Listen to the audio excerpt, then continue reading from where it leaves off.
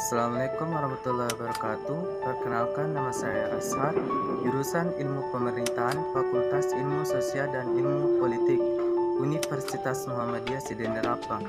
Di sini saya akan menjelaskan mengenai tentang klasifikasi data, di mana kita dapat mendefinisikan bahwa data merupakan sekumpulan informasi atau juga keterangan-keterangan dari suatu hal yang diperoleh dengan melalui pengamatan atau juga pencarian ke sumber-sumber tertentu.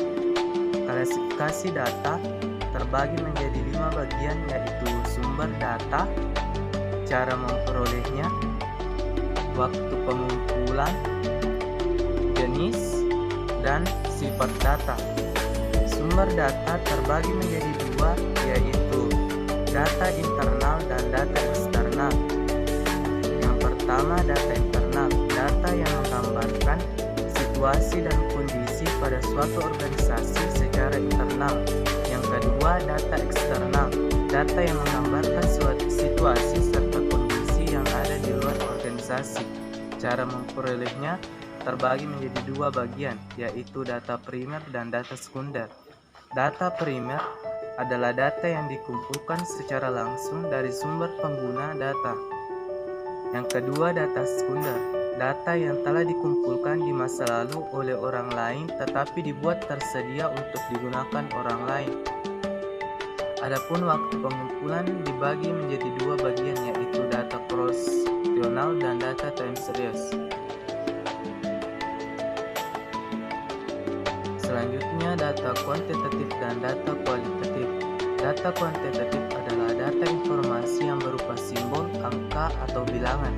Contohnya, jumlah siswa di SD Kampung Pojok tahun ajaran 2015-2016 sebanyak 250 siswa, terdiri dari 150 siswa dan 100 siswi. Data kuantitatif adalah data informasi yang terbentuk kalimat verbal, bukan berupa simbol, angka, atau bilangan. Perbedaan antara penelitian kualitatif dan kuantitatif. Penelitian kualitatif memperoleh pemahaman mendalam, mengembangkan teori, mendeskripsikan realitas dan kompleksitas sosial. Sementara itu, penelitian kuantitatif menjelaskan hubungan antara variabel, menguji teori, melakukan generalisasi fenomena sosial dan yang diteliti. Yang ketiga, populasi dan sampel. Pengertian populasi menurut Jamaluddin Ahmad, populasi adalah wilayah generalisasi yang terdiri dari objek atau subjek yang menjadi kuantitas dan karakteristik tentu yang ditetapkan oleh peneliti untuk dipelajari dan kemudian ditarik kesimpulan. Populasi dibedakan menjadi 4, yaitu populasi terbatas, populasi tak terbatas, populasi homogen, dan populasi heterogen. Sampel adalah sebagian dari populasi yang diambil sebagai sumber data dan dapat mewakili seluruh populasi. Keuntungan menggunakan sampel: yang pertama, memudahkan peneliti untuk jumlah sampel lebih sedikit dibandingkan dengan pengguna populasi.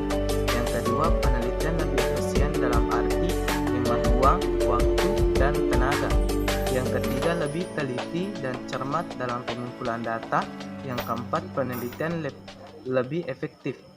Teknik penarikan sampel dibagi menjadi yaitu non-probability sampling dan probabilitas sampling.